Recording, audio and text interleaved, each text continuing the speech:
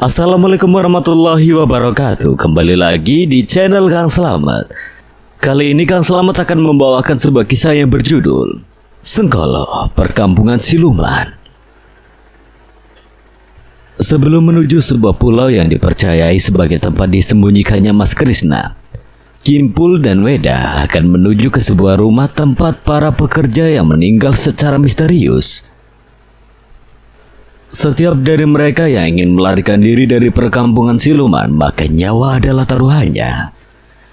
Cerita ini ditulis oleh Restu Wiratmaja, dan sebelum kita masuk ke ceritanya, buat kalian yang belum subscribe channel ini, tekan tombol subscribe-nya terlebih dahulu dan tekan tombol notifikasinya agar kalian tidak ketinggalan cerita seram lainnya dari Kang Slamet. Gak usah berlama-lama lagi, langsung saja kita masuk ke ceritanya. Senggolo.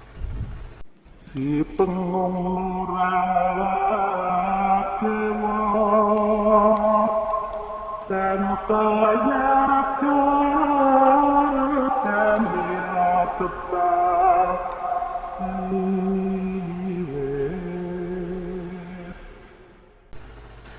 Siti Udapian sedikit memanah setelah peperangan usai. Para pemimpin Teraningrat beserta para abdi langsung mengadakan rapat tertutup.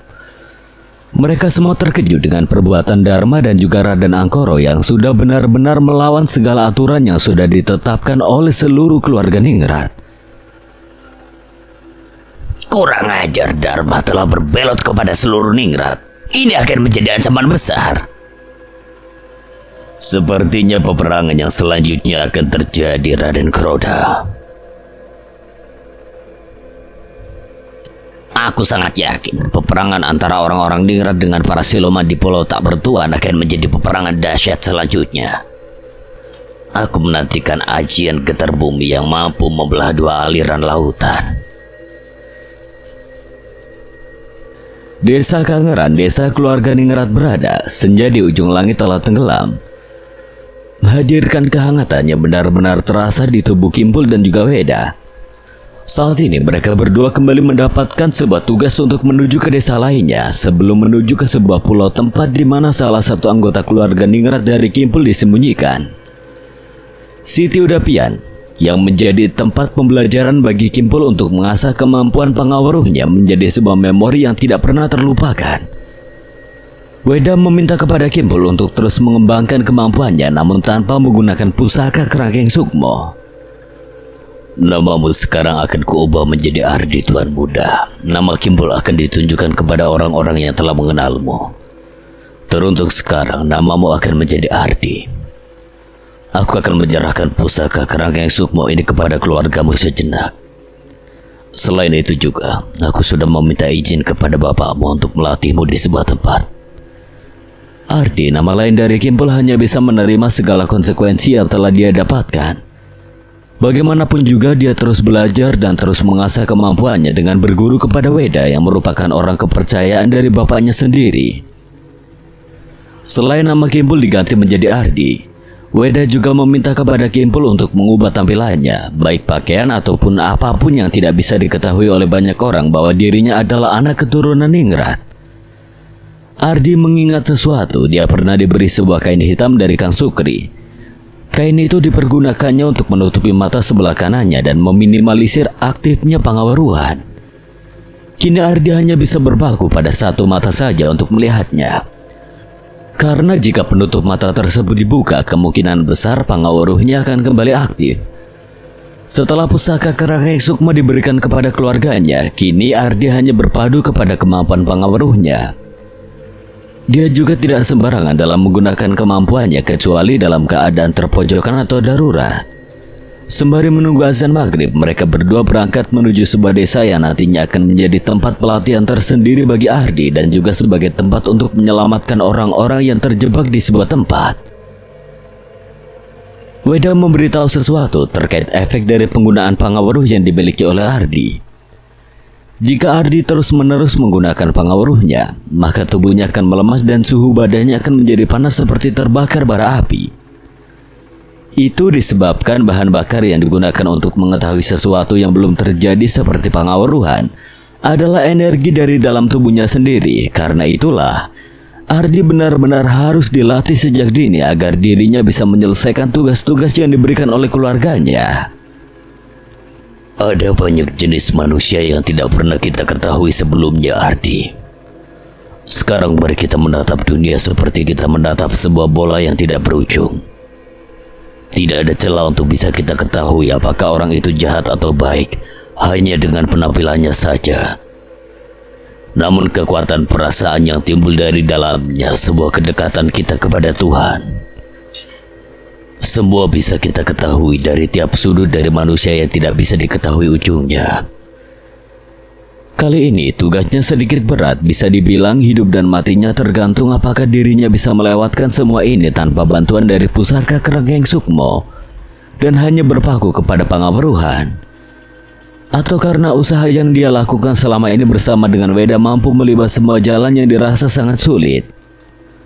Selain pusaka Kerangkeng Sukmo yang memang disimpan terlebih dahulu, secara pakaian yang digunakan oleh Ardi benar-benar mengenakan pakaian seperti layaknya warga biasa. Weda tidak ingin jika Ardi benar-benar terlihat sebagai orang ningrat dengan pakaian khususnya tersebut. Weda memiliki visi dan misi tersendiri untuk melatih anak dari temannya tersebut agar nantinya Ardi tidak terpaku kepada sesuatu yang sudah dimilikinya. Kita akan menuju ke sebuah rumah tua, tempat di mana banyak pekerja yang bekerja di sana mati secara misterius, Ardi. Tugasmu adalah mencari pelaku dengan kemampuan pengawaruhmu. Dengan pengawaruhku? Benar. Akan tetapi itu tidak semudah dengan apa yang kau pikirkan. Ardi, rumah yang nanti kita datangi adalah rumah penuh dengan para siluman yang mampu menyamar menjadi manusia seperti kita. Ardi terkejut mendengar hal tersebut. Dia baru mengetahui bahwa ada siluman yang bisa menyamar sebagai manusia. Setahunya ada beberapa manusia yang memang berinteraksi dengan siluman dan mampu merubah dirinya menjadi siluman tersebut. Akan tetapi Ardi baru mendengar bahwa ada juga siluman yang mampu merubah dirinya menjadi manusia dan menyamar dengan menjalani segala aktivitas seperti layaknya manusia. Pembicaraan dihentikan sejenak, azan maghrib berkumandang. Bersamaan dengan itu angkutan umum yang mereka tunggu datang. Sebuah bis yang hanya beroperasi di jam tertentu berhenti tepat di depan mereka. Seorang kenek minibus langsung membuka pintu dan menyuruhnya untuk segera naik ke dalam mobil. Cepat masuk! Weda dan Ardi masuk ke dalam mobil. Di dalamnya tidak banyak penumpang, hanya ada 2 orang wanita tua dan 1 pria berumur 40 tahunan. Mereka sepertinya sudah menempati kursi penumpang cukup lama. Terlihat jelas raut wajah mereka yang sudah kusam dan penuh dengan kelelahan. Weda dan Ardi mencari tempat duduk di bagian belakang. Weda sengaja mengambil bagian belakang karena ada yang ingin dia katakan kepada Ardi terkait dengan pembahasan yang belum terselesaikan. Ardi, lihatlah penumpang yang ada di hadapan kita. Mereka bertiga ini bisa dijadikan sebagai patokan dari perbedaan dari manusia asli dengan siluman yang menyamar menjadi manusia. Bagaimana cara membedakannya? Jika dengan kedua mata kita jelas tidak ada perbedaan. Tapi jika kita menggunakan sebuah perasaan yang memang dilatih, maka kita dapat membedakannya hanya dengan pancaran aura yang dikeluarkannya. Ardi belum sampai ke tingkat itu. Dia hanya mampu melihat aura seseorang jika menggunakan pengaruhnya. Akan tetapi untuk saat ini Weda sangat membimbing Ardi agar dirinya bisa berada di tahap itu. Aku akan membantumu untuk sampai berada di tahap itu hanya dengan menggunakan pengaruh. Karena itulah kita akan menuju ke sarang siluman yang semuanya menyamar menjadi manusia. Sarang siluman itulah kalimat yang dikeluarkan dari mulut Weda sewaktu mengajak Ardi menuju sebuah tempat baru guna mengasah kemampuan pengaruhnya. Hal menarik yang memang baru disampaikan oleh Weda adalah sarang siluman tersebut adalah tempat di mana mereka mampu menyamar menjadi manusia. Dengan begitu orang-orang biasa akan mengira bahwa tempat yang mereka kunjungi adalah tempat manusia, namun nyatanya tempat tersebut adalah tempat bersemayamnya para siluman yang menumbalkan manusia lainnya guna kepentingan dari tuannya sendiri. Perjalanan masih berlanjut. Bis melewati sebuah jalanan yang amat sepi. 2 dari ketiga penumpang tersebut satu persatu turun di tempat yang berbeda. Ardi meyakini bahwa keduanya adalah manusia seutuhnya. Pasalnya tidak ada satupun dari keduanya menampakkan tanda-tanda bahwa mereka adalah siluman yang menyamar menjadi manusia. Ardi langsung terdiam saat bis yang ditumpanginya berhenti di sebuah jalan yang sangat sepi. Tidak ada penerangan dan tidak ada tanda-tanda kehidupan. Seluruh jalanan dipagari dengan pepohonan rimbun yang bahkan tidak ada satupun cahaya yang mampu menembus kepekatan malam di sana. Penumpang terakhir ini adalah... Penumpang terakhir yang merupakan seorang pria dewasa berumur 40 tahunan membalikkan badannya ke belakang dan menatap satu persatu wajah Ardi serta Weda secara sepintas. Weda hanya tersenyum sewaktu pria itu menatapnya dengan tatapan yang tidak seperti tatapan manusia pada umumnya. Seakan Weda mengetahui apa yang sudah dipikirkannya, pria itu dengan cepatnya turun tanpa mengatakan sebuah kalimat pun. Paman, penumpang itu adalah siluman. Dan benar saja, setelah bis kembali berjalan, pria tersebut masih menatap Weda dan juga Ardi. Namun ada yang berbeda dengan tatapan yang pertama. Tatapan kali ini benar-benar bukan mendefinisikan bahwa pria itu adalah seorang manusia. Bagaimana tidak, matanya berubah dengan warna merah yang menyala. Siluman. Dia adalah siluman yang menyamar menjadi manusia. Namun dia hanya menghisap energi manusia agar tetap hidup. Siluman seperti mereka disebut dengan nama belis. Belis? Silumannya hanya memakan saripati dari sisa-sisa energi manusia. Dia tidak memakan manusia dan hanya memakan daging hewan seperti ayam, kambing atau sapi. Ardi masih mendengarkan pembicaraan dari Paman Weda yang sangat penting tersebut. Belis merupakan jenis siluman yang memiliki bentukan tidak sama seperti siluman lainnya. Dia hanya merubah dirinya di waktu-waktu tertentu. Belis tidak seperti siluman lainnya yang memiliki kelebihan seperti dapat merubah dirinya menjadi manusia dengan sesuka hati. Semakin banyak energi yang didapatkan oleh siluman, maka semakin sesuka hati dirinya mampu merubah diri. Baik menjadi siluman yang menjadi jati dirinya, atau menjadi seorang manusia yang memberikan dampak tersendiri kepada manusia lainnya. Perjalanan malam itu benar-benar sangat terasa berat. Selain karena materi yang diberikan Weda akan penjelasan siluman, di malam itu juga udara dingin terasa masuk ke dalam tubuh mereka. Laju bis yang terus berjalan menyusuri hutanan gelap gulita tersebut menambah ketegangan yang dirasakan dua penumpang terakhir. Ardi masih belum mengerti banyak akan penjelasan yang diberikan oleh Weda terkait para siluman. Namun ajakan yang diberikan oleh Weda untuk mendatangi sebuah rumah tempat banyaknya para pekerja yang menjadi tumbal, Ardi cukup tertarik untuk mengetahui apa yang memang terjadi di sana. Aku akan mengajarimu bagaimana caranya menggunakan pangaweruh tanpa bantuan kerangkeng sukmo. Ingatlah satu hal, Tuan Muda, kau adalah penerus para ningrat di keluargamu. Kau harus bisa menjadi kuat tanpa tapi. Seorang pemimpin harus siap mengambil tindakan yang bahkan dirinya sendiri tidak mau. Pemimpin adalah penentu takdir dan pemutar roda kehidupan. Ardi mengangguk paham. Bersyukurnya Ardi mendapatkan banyak orang-orang yang ingin mengajarinya banyak hal, baik itu tentang kehidupan, kanuragan atau pelajaran yang lainnya. Istirahatlah Ardi. Perjalanan kita masih jauh. Tidak ada lagi penumpang yang akan naik. Tidak ada lagi penumpang. Benar, kita sudah memasuki sebuah wilayah para siluman yang menyamar menjadi manusia. Kita tidak akan mendapati para penumpang yang naik atau turun lagi kecuali mereka mengejar kita. Dusun Danawa, sebuah perkampungan yang diapit oleh dua hutan angker terkenal, sedang melakukan sebuah pembangunan besar-besaran. Disebut sebagai Dusun Danawa karena dusun ini sering dirumorkan sebagai tempat berjatuhannya banyak tumbal. Tidak sedikit para pekerja di sana tidak bisa keluar dengan hidup-hidup oleh karena sesuatu yang mencengkeram mereka semua. Para pekerja yang memang berasal dari luar daerah menjadi prioritas utama untuk dijadikan seserahan.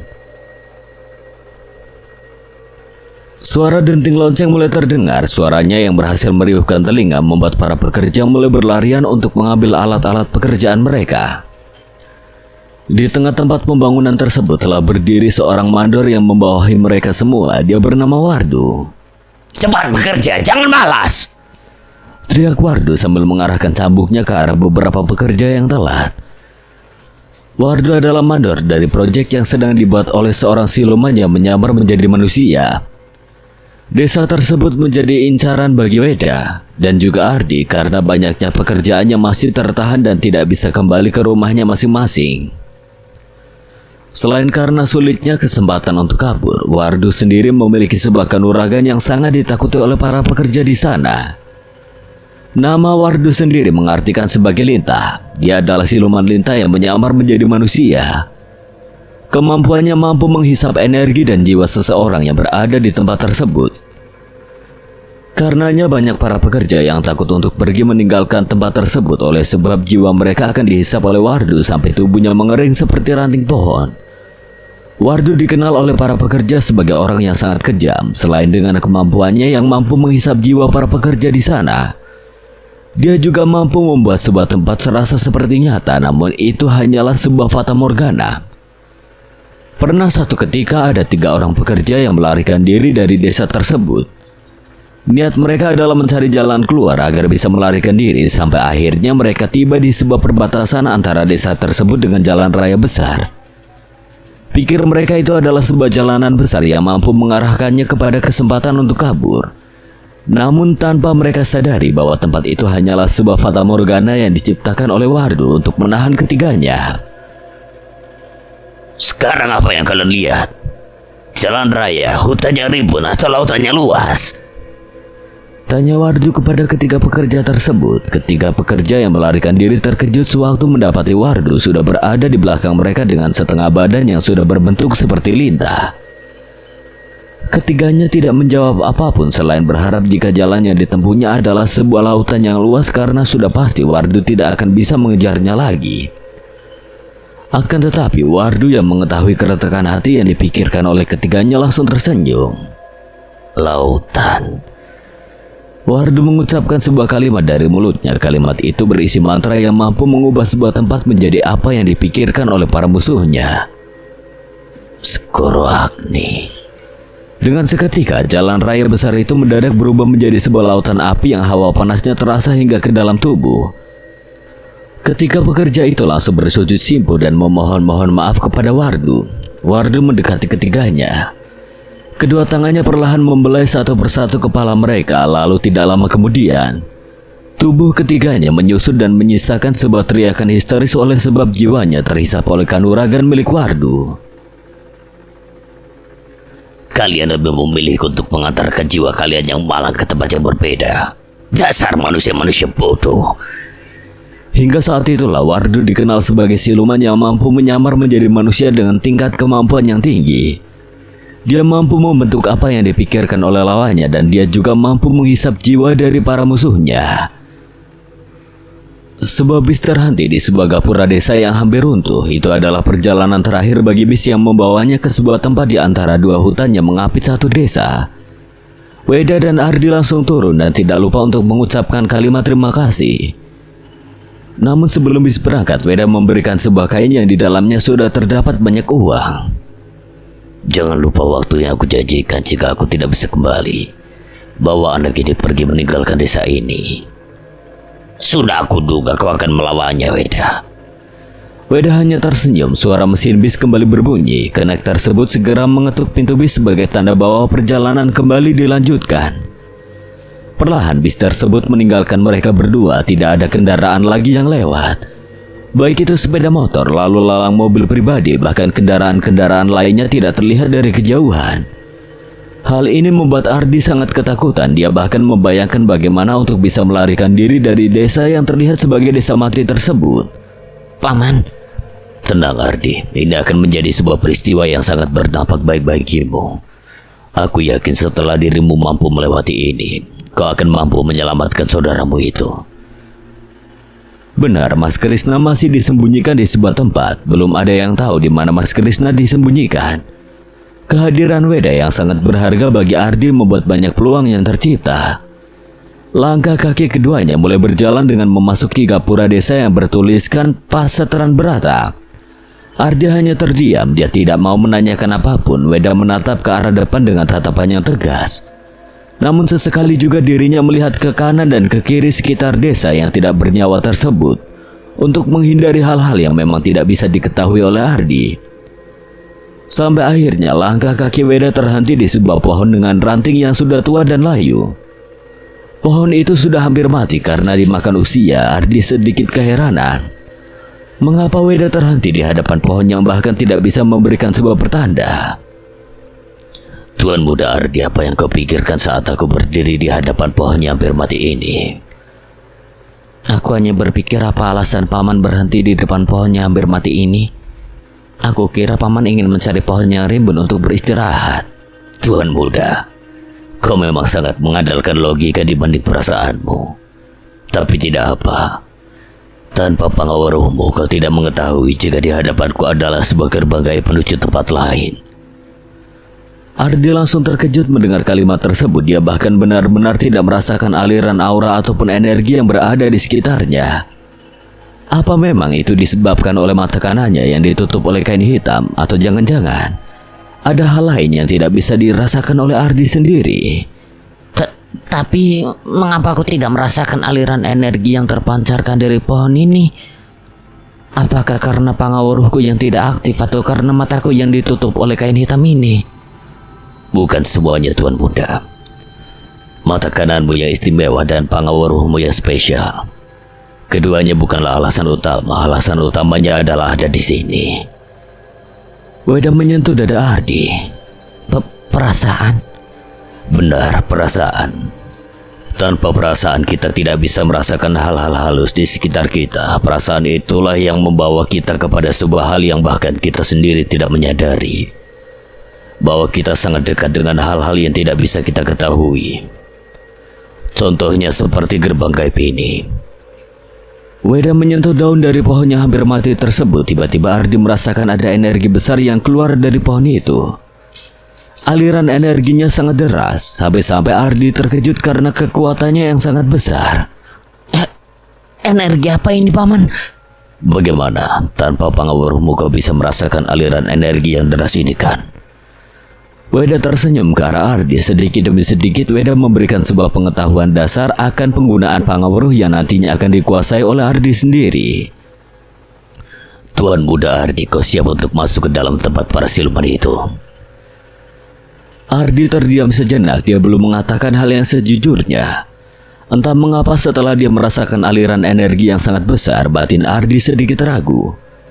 Dia merasakan rasa takut yang muncul hanya karena merasakan energi hitam yang terkandung dari gerbang gaib tersebut. Paman, Ardi, rasa takut adalah sebuah perasaan yang muncul ketika kita tidak percaya diri. Aku tahu kau sedang ragu. Namun bijaklah dalam memilih sesuatu yang dampaknya besar bagi masa yang akan datang. Kali ini apakah kau hanya memikirkan rasa takutmu atau rasa takut orang-orang yang ada di sekitarmu? Rasa takut orang-orang lain. Mengapa perasaan orang lain pantas untuk kita ketahui?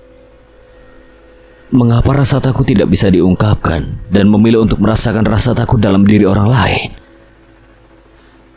Ardi menatap Weda yang mencoba untuk merasakan rasa takut yang mungkin saja muncul dari Weda.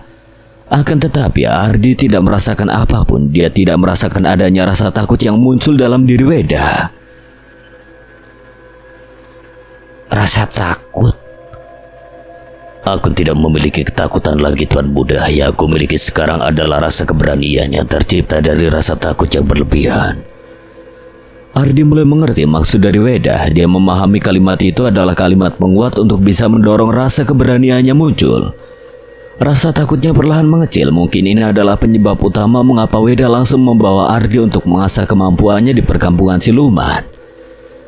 Ternyata Weda menginginkan Ardi menjadi orang yang tidak memiliki rasa takut dan tidak menciptakan rasa takut. Bagaimana, Tuan Muda? Aku putuskan untuk ikut. Pilihan yang bagus, Tuan Muda. Weda segera merapalkan sebuah mantra khusus untuk membuka gerbang gaib menuju perkampungan siluman. Tiba-tiba terdengar suara gong pembuka gerbang yang menjadi awal dari menghubungkannya alam manusia dengan alam lain. Tempat di mana Ardi dan juga Weda berpijak kini berubah menjadi sebuah tempat yang sangat asing dengan tanah yang lembab. Di hadapannya terdapat sebuah rumah besar yang diyakini sebagai tempat di mana orang-orang yang dicari-cari oleh Weda menempati tempat tersebut. Selamat datang di kampung siluman Ardi. Ini adalah sebuah perkampungan yang sering dirumorkan oleh orang-orang karena seringkali memakan banyak tumbal karena kemampuan dari siluman yang menyamar menjadi manusia. Siluman itu disebut dengan nama siluman lintah. Ardi terkejut saat dia melihat ada 4 gerbang yang berdiri dengan gagah yang membatasi perkampungan siluman tersebut. Gerbang yang menjulang tinggi itu sengaja dibuat oleh para siluman agar para manusia yang masuk ke dalam dunianya tidak akan bisa masuk atau keluar dari perkampungan siluman. Paman, aku tahu kau ingin menanyakan tentang tekanan kanuragan Ireng yang sangat kuat, kan? Tentang itu, tanpa pengawarmu kau sudah bisa mengetahuinya. Dan kurasa sudah ada sedikit kemajuan. 4 gerbang, mengapa perkampungannya dikelilingi 4 gerbang yang menjulang tinggi, Paman? Kau mau tahu kenapa? Tempat ini selain menjadi tempat dari aktivitas para siluman, di tempat inilah kita akan melihat sebuah siksaan yang mengerikan yang tidak diketahui oleh dunia luar. Teriakan, tangisan, rintihan minta tolong atau apapun itu tidak akan terdengar dari luar dunia manusia. Tapi mengapa ada manusia yang mau bekerja untuk para siluman yang menyamar menjadi manusia? Bukankah resiko kematian mereka lebih besar? Benar.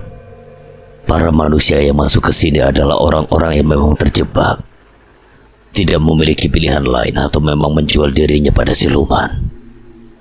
Menjual dirinya dengan bekerja di bawah tekanan para siluman. Weda hanya menganggukkan kepalanya. Dia sudah sedetail itu menjelaskan tentang perkampungan siluman yang dibatasi dengan 4 gerbang besar. Sekarang gerbang mana yang ingin kau pilih, Tuan Muda Ardi? Ardi hanya terdiam. Dia belum mampu memutuskan ke-4 gerbang yang akan dimasukinya dulu. Namun dia tahu untuk memasuki gerbang itu tidaklah mudah. Karena itulah dia harus bisa mengambil keputusan yang tepat. Barat, timur, selatan atau utara? Timur. Dusun Danawa. Sesaat setelah Weda membuka gerbang pembatas antara dunia manusia dengan dunia lain, Wardu langsung merasakan ada getaran yang dia dapatkan lewat kanuraganya. Penyusup. Wardu segera melaporkan ini kepada tuannya yang merupakan sosok siluman yang sedang menyamar menjadi manusia. Kedatangan penyusup ke area mereka membuat Wardu sedikit kesal. Wardu segera mengetuk pintu kamar tuannya, namun tidak ada jawaban sama sekali yang terdengar dari dalam kamar.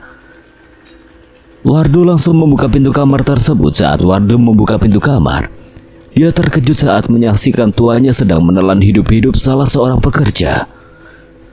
Bagian kepalanya hingga tubuh dari pekerja tersebut sudah berhasil masuk ke dalam perut. Berbentuk seperti siluman biawak, tuan dari Wardu tersebut merasa terganggu dengan kehadiran Wardu yang membuka pintu tanpa menunggunya dulu. Wardu, mengapa kau mengganggu makan siangku? Ampun Tuan, hamba tidak bermaksud mengganggu Tuan. Namun hamba ingin menyampaikan sebuah informasi penting. Informasi apa yang ingin kau berikan kepadaku, Wardu? Ada seorang penyusup yang masuk ke dalam dusun ini. Anehnya, dia berhasil membuka gerbang gaib yang sebelumnya kita letakkan di pohon tua di desa manusia, Tuan. Anehnya dia bisa membukanya. Sudah kuduga, dia datang lagi. Maksud Tuhan, Ningrat, dia datang lagi. Dusun Danawa memiliki 4 gerbang gaib. Masing-masing gerbang dijaga oleh sebuah penjaga yang tidak lain adalah sosok siluman yang menyamar menjadi manusia. Tiap penjaga memiliki kemampuan yang berbeda pula. Di barat, sosok siluman penjaga bernama Panca. Dia mampu merubah bentuknya menjadi seekor biawak raksasa. Di timur, sosok siluman penjaga bernama Paru. Siluman ini mampu merubah dirinya menjadi seekor kalajengking. Di utara, sosok siluman penjaga bernama Daka. Dia mampu merubah dirinya menjadi ribuan cacing yang menjijikan. Di selatan, sosok siluman penjaganya bernama Dasa. Dia mampu merubah dirinya menjadi serangga yang mematikan. Keempatnya ditugaskan untuk menjaga gerbang masuk menuju rumah dari pemimpin mereka yang bernama Sengkolo. Karena itulah tidak ada satupun pekerja yang mampu keluar dari lingkaran para penjaga yang memiliki kanuragan mematikan serta para penjaga yang mengerikan. Sebelum memasuki gerbang timur, Weda lebih dulu mengatakan hal penting kepada Ardi. Jangan sesekali menggunakan pangaweru. Hal apapun yang ada di tempat ini akan mudah diketahui kecuali kau bisa menyembunyikan aliran kanuraganmu. Menyembunyikan aliran kanuragan? Apakah bisa? Ada sebuah istilah yang berbunyi, berisi tapi kosong, kosong tapi berisi. Sama saja seperti kita memiliki kanuragan namun hanya di waktu-waktu tertentu untuk digunakan. Jawaban dari Weda cukup dapat dimengerti oleh Ardi, namun bukan Weda namanya jika dia tidak mengajari langsung di hadapan muridnya. Timur kan? Baiklah, kita menuju ke gerbang timur. Aku penasaran siapa penjaga gerbang tersebut. Sengkolo masih tidak menyangka dengan perkataan Wardu terkait kehadiran Weda yang secara tiba-tiba ke perkampungan gaibnya. Namun di balik semua itu, Sengkolo merasa dirinya akan mendapatkan makan malam yang sangat nikmat. Wardu, baik tuan. Jangan biarkan dia masuk lebih dalam. Kanuragannya benar-benar sangat berbahaya. Siap tuan. Wardu segera pergi meninggalkan Sengkolo. Dia berencana untuk menyergap Weda yang mungkin saja sudah berada di dekat gerbang sebelum masuk ke perkampungan yang di dalamnya terdapat banyak pekerja yang sedang bekerja. Akan tetapi ternyata Weda dan Ardi sudah berada di hadapan pintu gerbang sebelah timur. Kini Weda dan Ardi berhadapan langsung dengan sosok siluman yang bernama Paru. Dengan santainya, pria yang mengenakan topi caping layaknya seorang petani itu langsung menyapa Paru. Hai Paru, sudah lama kita tidak berjumpa. Siapa kau? Weda tidak memberitahu namanya kepada Paru. Dia juga menutupi pandangannya dengan topi caping yang dikenakannya. Siapa bocah ini? Mengapa matanya ditutupi oleh kain hitam? Kalian berdua mengapa bisa datang ke tempat ini? Weda langsung maju ke depan. Dia kemudian memegang pundak Paru seperti hendak mengajak ngobrol lebih serius. Kau sungguh tidak mengingatku, Paru. Paru langsung merubah dirinya menjadi seekor kalajengking, namun baru separuh tubuhnya berubah menjadi seekor kalajengking. Tiba-tiba Weda merapalkan sebuah mantra kuno yang sangat mengejutkan. Panggon. Tubuh Paru tidak bisa bergerak. Perubahannya tertahan oleh rapalan mantra kuno yang diucapkan oleh Weda. Kau sudah mengingatku, Paru. Weda melepaskan topi capingnya. Paru terkejut saat melihat wajah seorang pengkhianat yang dulunya pernah melayani tuannya, Sengkolo. Weda si pengkhianat. Kalimat itu adalah kalimat terakhir yang diucapkan oleh Paru sewaktu Weda merapalkan kembali mantra kunonya. Seto. Tubuh Paru langsung hancur seketika. Dia melihat hal itu hanya terdiam dengan tatapan yang tidak biasa. Dia terperangah dengan kemampuan kanuragan yang dimiliki oleh Weda hanya dengan satu rapalan mantra. Paman. Maaf Tuan Muda, aku menghancurkan tubuhnya tanpa sisa. Lain kali aku akan sisakan kepalanya untuk kau mainkan bola bersama dengan Sukri dan Gandaria. Weda meminta pada Ardi untuk memegang tangannya. Dia berencana untuk masuk ke dalam perkampungan hanya dengan satu kali rapalan mantra. Pegang tanganku Tuan Muda. Ardi menyentuh tangan Weda. Dia kemudian merapalkan sebuah mantra khusus agar bisa masuk ke dalam perkampungan dengan cepat. Musno. Weda dan juga Ardi sudah berada di dalam sebuah perkampungan yang berisi para pekerja yang di bagian lehernya sudah terdapat rantai dengan batu besar yang mengikat rantai tersebut. Paman, tempat apa ini? Ini adalah tempat di mana manusia yang memang sudah melakukan perjanjian dengan para siluman sedang menebus keinginannya. Mereka yang terjebak pun ada di tempat ini, namun kita tidak bisa menjamin keselamatannya. Tempat ini adalah perkampungan tumbal yang dilakukan oleh orang-orang di alam dunia melakukan sebuah pesugihan. Karena itulah pemilik perkampungan ini bernama Sengkolo yang berarti. Sementara itu, Wardu sudah merasakan ada aura energi yang muncul tepat di tengah perkampungan. Ia kemudian meminta kepada para bawahannya untuk menangkap pengkhianat tersebut. Tangkap pengkhianat Tuan kita. Weda kembali melanjutkan kalimatnya. Tempat dari berkumpulnya orang-orang yang bernasib buruk. Namun tiba-tiba Weda merasakan ada pancaran energi yang datang dari kejauhan. Kali ini alirannya sangat kencang. Tuan muda, hati-hati. Sudah kuduga itu pasti kau, Weda.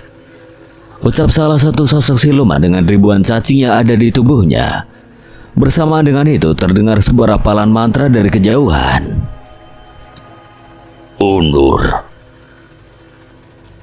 Selepas mantra itu dirapalkan, tanah menjadi lebih tinggi. Ardi dan Weda terpisahkan. Belum selesai sampai di situ, para pekerja yang terkena imbasnya mereka terjepit oleh tanah yang membelah dan meninggi dengan sendirinya. Beberapa dari mereka ada yang berhasil melarikan diri, beberapa yang lain ada yang masih terjebak. Namun sisanya harus meninggal dunia. Paman, Jangan jauh-jauh Tuan muda. Serangan masih belum selesai. Terdengar suara getaran hebat seperti seorang raksasa yang sedang berjalan mendekati Ardi dan juga Weda dari balik kepulan debu yang berterbangan akibat pergerakan tanah yang menjulang tinggi. Sosok siluman biawak dengan cepat langsung menghantam tubuh Weda dengan buntutnya hingga terpental dan menabrak tembok gerbang. Ardi tidak punya pilihan, ia kemudian mengarahkan tangannya ke bagian mata yang guna melepaskan pengaruhnya untuk melawan dua sosok siluman yang baru saja muncul. Namun dari kejauhan terdengar suara rapalan mantra kuno milik Weda. Bangun. Ardi tidak bisa bergerak, begitu juga dengan dua sosok siluman yang baru saja menyerang Weda dengan serangan kejut miliknya. Tak kusangka kita mendapatkan sambutan yang istimewa, benar kan Tuan muda? Weda dengan santainya berjalan ke arah Ardi, hampir saja membuka penutup mata sebelah kanannya. Jangan kau buka dulu Tuan muda. Melawan mereka berdua bukanlah hal yang rumit. Mereka hanyalah para siluman berpantat tepos. Kedua siluman tersebut tampak geram dengan ejekan dari Weda. Seperti biasa Weda mendekati kedua siluman yang tidak mampu menggerakkan tubuhnya.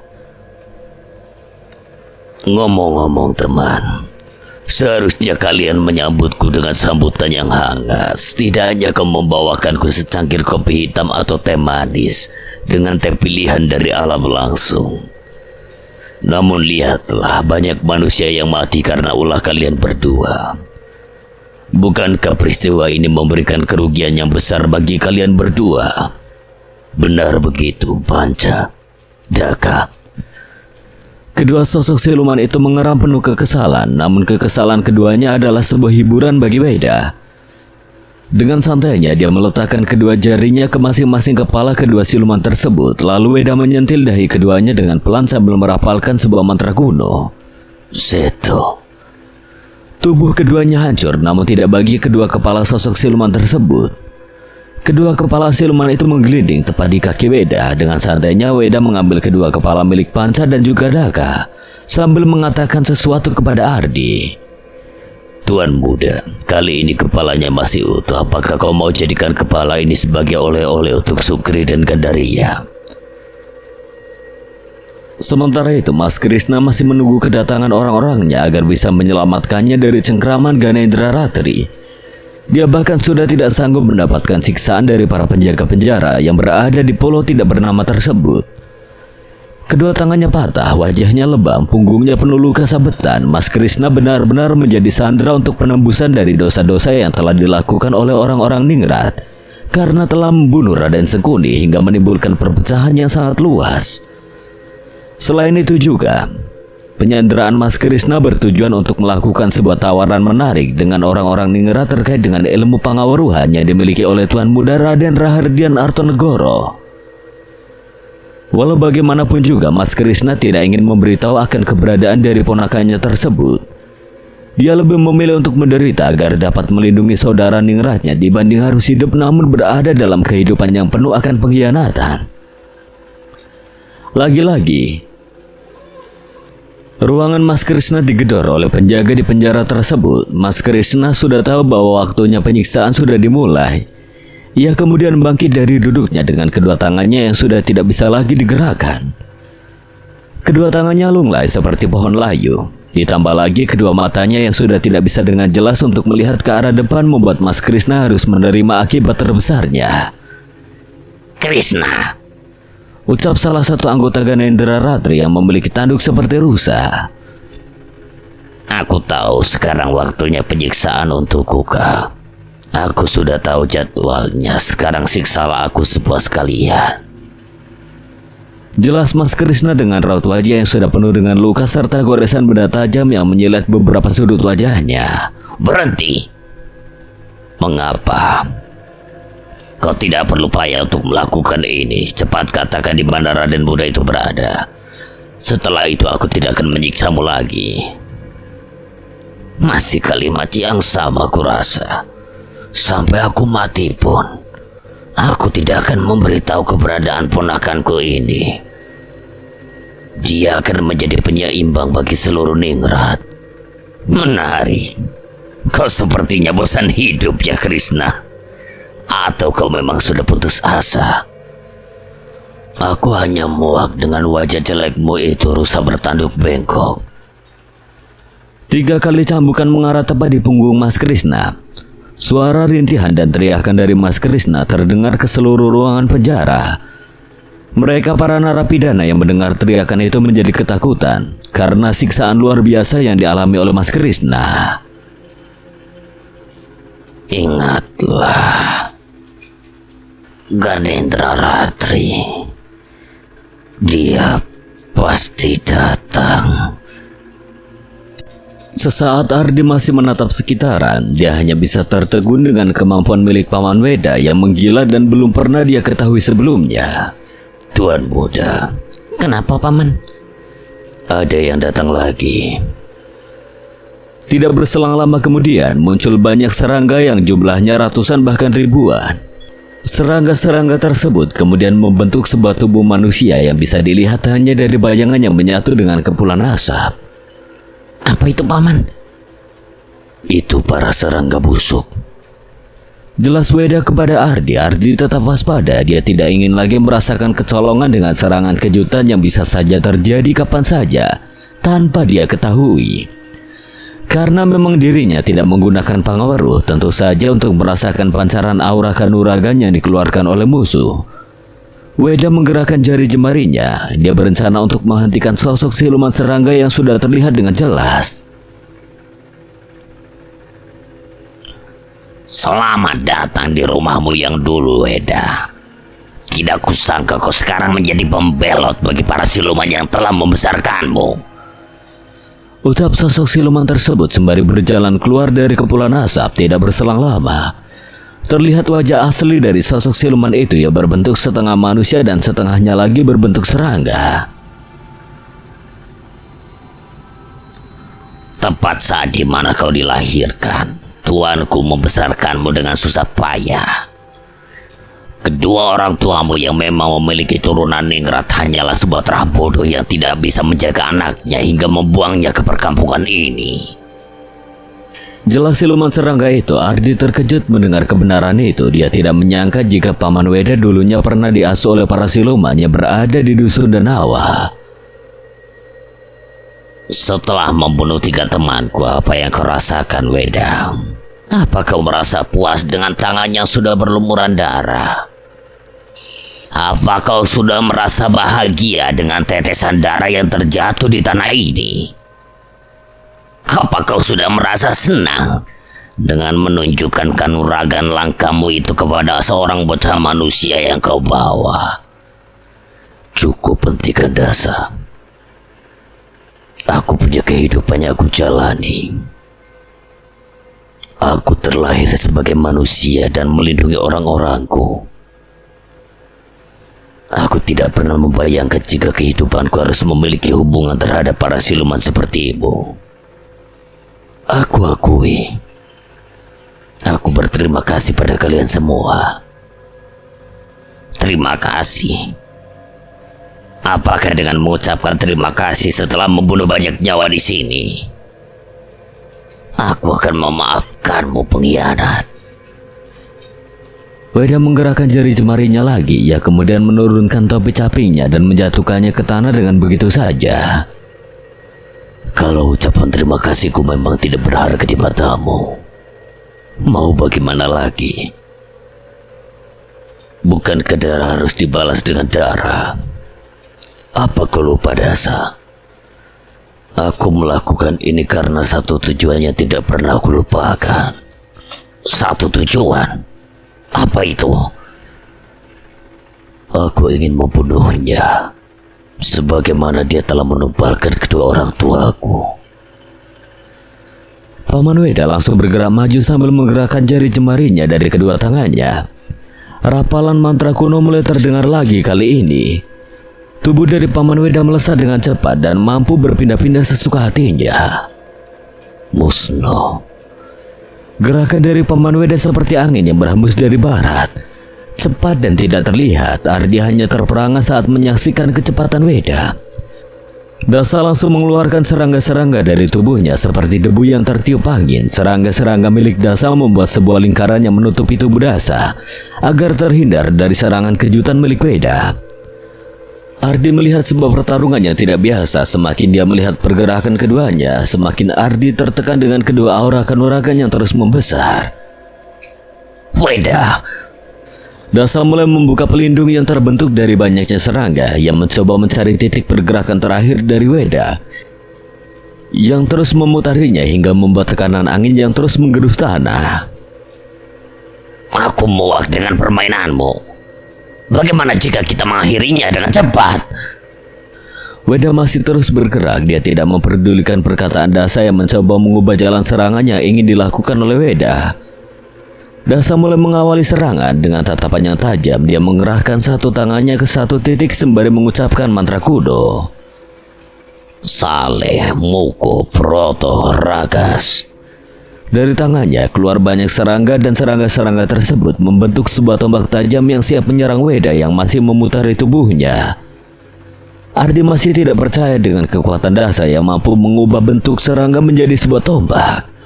Mati kau, Weda, tombak penembus dosa. Tombak itu melesat ke arah satu titik yang ditentukan oleh Dasa. Serangan Dasa benar-benar mengarah kepada titik yang tepat. Penyerangan itu mampu menghentikan pergerakan Weda yang semula memutari tubuh Dasa. Paman! Itu dosamu, itu juga siksamu, Weda. Jelas Dasa tatkala melihat tubuh Weda yang sudah terkapar di balik kepulan debu yang masih menutupi pandangannya. Secara perlahan, serangga-serangga yang dibentuk ke arah tombak kini kembali lagi ke bentukan semula. Serangga-serangga tersebut berterbangan ke arah Dasa. Kembalilah anak-anakku. Namun sewaktu serangga-serangga tersebut hendak menyatukan diri lagi dengan tubuh Dasa, terdengar sebuah rapalan mantra kuno dari arah belakang tubuh Dasa. Kamu Komayiro. Dua rapalan mantra itu membuat Dasa langsung membentuk kembali perlindungan dengan serangga-serangga yang baru saja digunakan untuk membuat sebuah tombak. Sial, tidak sempat. Pundak Dasa disentuh sebuah tangan dari belakang yang berbentuk seperti tangan siluman. Dengan kuku-kuku yang sangat panjang dan warna kulit hitam legam, tangan itu mencengkeram kuat pundak Dasa. Bagaimana jika aku tambahkan satu rapalan mantra lagi untuk menghanguskan tubuhmu, Dasa? Weda tidak memperlihatkan wajahnya. Hentikan Weda. Ini dosamu dan ini siksamu, Dasa. Tidak berselang lama terdengar sebuah mantra kuno yang membuat tubuh Dasa terbakar oleh kobaran api yang keluar dari tangan Weda yang sudah berubah bentuk tersebut. Agni. Api membakar dan melahap tubuh Dasa secara perlahan. Suara teriakan minta tolong terdengar hingga memekikkan telinga. Ardi segera menutup kedua telinganya karena suara dari siluman serangga itu benar-benar menyakitkan. Dasa menjatuhkan dirinya ke tanah. Tubuhnya berguling-guling ke arah luar gerbang dengan tujuan mencari sumber air. Namun Weda sama sekali tidak memberi ampun kepada Dasa yang sudah berada di ambang Sekar tersebut. Warayang. Tiba-tiba berhembus angin yang sangat kencang hingga membuat api yang membakar tubuh Dasa semakin membesar. Suara rintihan serta teriakan minta tolong dari Dasa masih terdengar jelas. Ardi mencoba menutupi kedua telinganya sekuat mungkin, namun dia bahkan tidak bisa menahan rasa sakit yang menyerang telinganya akibat serangan. Paman, hentikan sekarang. Teriakan Ardi seperti memberi perintah kepada Weda. Atas perintahmu, Tuan Muda. Weda kemudian menggerakkan jari telunjuk dan jempolnya, lalu dia gesekkan keduanya seperti memberi pertanda bahwa api yang membakar tubuh Dasa agar cepat menghabisi tubuhnya menjadi abu.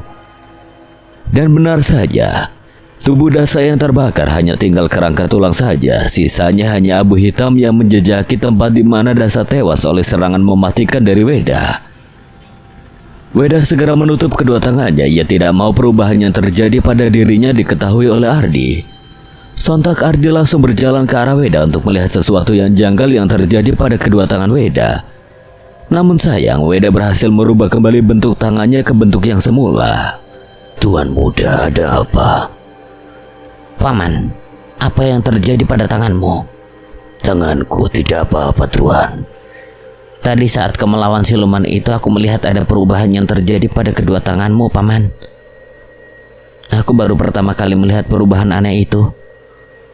Weda hanya terdiam. Dia bahkan berusaha untuk memberikan alasan yang jelas terkait dengan perubahan yang terjadi pada salah satu anggota tubuhnya. Tuan Muda, sebenarnya apa, Paman? itu adalah tangan palsu. Weda sengaja menyembunyikan apa yang memang seharusnya tidak boleh diketahui oleh Ardi. Walau bagaimanapun juga kemampuan yang dimiliki Weda bukan tanpa sebab dan alasan. Kemampuan yang dimiliki Weda masih mengikat kepada sosok yang selama ini dicari-cari olehnya, yaitu Senggolo. Weda meminta Tuan Muda untuk terus melanjutkan perjalanannya menuju ke sebuah rumah yang diyakini sebagai tempat tinggal dari sang raja siluman, yaitu Senggolo. Tuan Muda, masih ada 2 musuh lagi yang harus kita kalahkan sebelum kita menuju Ganendra Ratri. Aku serahkan yang satu ini padamu. Paman, bagaimana aku bisa bertarung sedangkan kerangkeng sukmo milikku berada di rumah? Apakah dengan menggunakan Pangawaru aku bisa mengalahkannya? Tuan Muda. Weda menghentikan langkahnya. Ia kemudian membalikkan badan dan meletakkan tangan kanannya di atas kepala Ardi. Seperti halnya seorang ayah yang meletakkan kepercayaan dan tanggung jawabnya kepada seorang anak. Weda memberikan sebuah kepercayaan dan tanggung jawab kepada Ardi. Di dunia ini, ketidakmustahilan hanyalah saat kita menganggap bahwa apa yang telah diciptakan tidak mampu dimusnahkan. Bagaimana langit akan mengeluarkan sebuah tetesan hujan jika tidak ada sebab penguapan yang terjadi di atas sana? Bagaimana bumi tidak menumbuhkan tumbuhan jika tidak ada tetesan hujan yang berjatuhan secara bergantian? Tenang, jangan risau. Kau ini kuat, Tuan Muda. Pangawaruhmu akan menjadi senjata terkuatmu. Ardi mendapatkan sedikit motivasi dari perkataan Weda. Segala sesuatu yang memang sudah diciptakan pasti bisa dimusnahkan, seberat apapun musuh yang nantinya dihadapi oleh Ardi. Dia pasti bisa melawannya jika rasa keyakinannya lebih besar dari rasa takut yang selama ini digenggamnya. Weda kembali menatap ke arah depan, namun tiba-tiba mereka berdua mendengar sebuah sambutan dari seseorang yang sudah menunggunya dengan lama. Selamat datang kembali ke rumahmu, Weda. Apa kau merindukan ayah? Ucap seorang pria dengan tubuh besar dengan kulit hitam legam tersebut. Siapa itu, Paman? Tuan Muda, ini lawanmu. Dia adalah Wardu Siluman Linta. Dia merupakan tangan kanan dari Senggolo yang bertugas mengambil jiwa-jiwa para pekerja yang ada di perkampungan siluman ini. Entah mengapa baru pertama kalinya Ardi melihat rasa takut yang tak jelas diekspresikan oleh Weda begitu melihat seorang pria yang ternyata dia adalah sosok siluman yang menyamar. Wardu berjalan beberapa langkah ke depan, dia kemudian mengeluarkan sebuah pusaka berbentuk rantai berwarna hitam.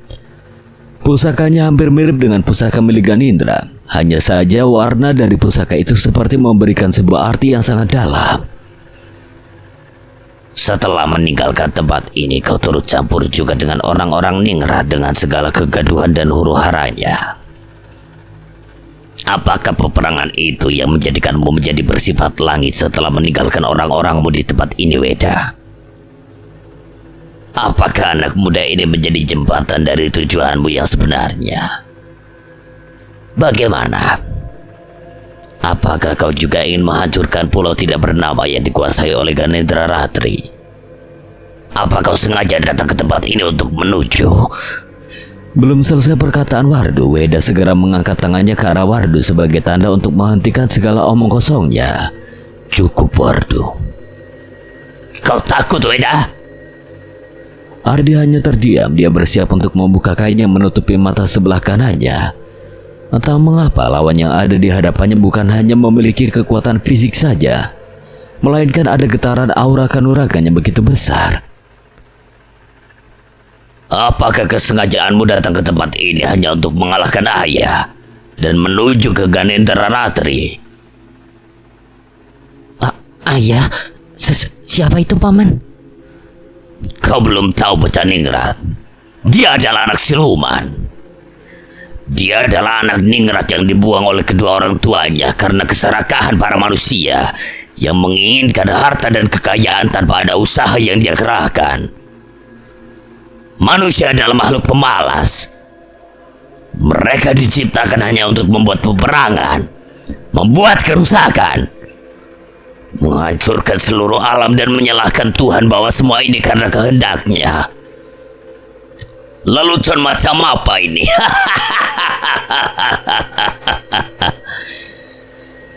Weda sudah tidak sanggup dengan seluruh perkataannya diucapkan oleh Wardu. Ia kemudian menggerakkan jari jemarinya seperti hendak membuat serangan pembuka dalam diri Weda.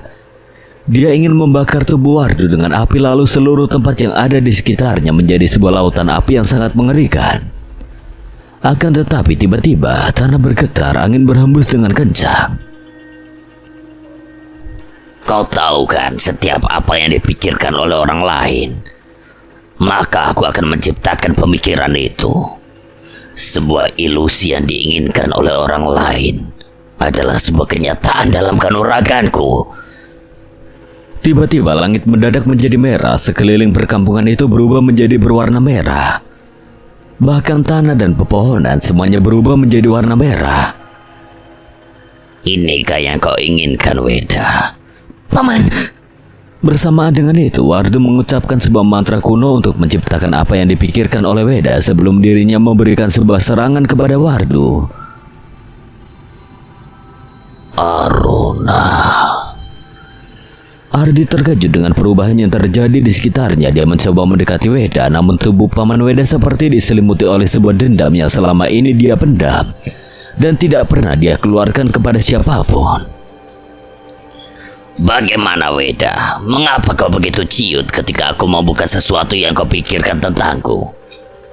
Apakah kau tidak ingin membakarku? Apa kau tidak ingin menciptakan sebuah lautan api? Mengapa kau takut? Weda hanya memegangi dahinya dengan tangan kanannya. Bersamaan dengan itu, Ardi melihat sebuah perubahan dari tangan Weda yang membentuk seperti tangan siluman. Ia kemudian tertawa kegirangan seperti tidak merasakan perubahan yang terjadi pada lingkungan sekitar. Paman,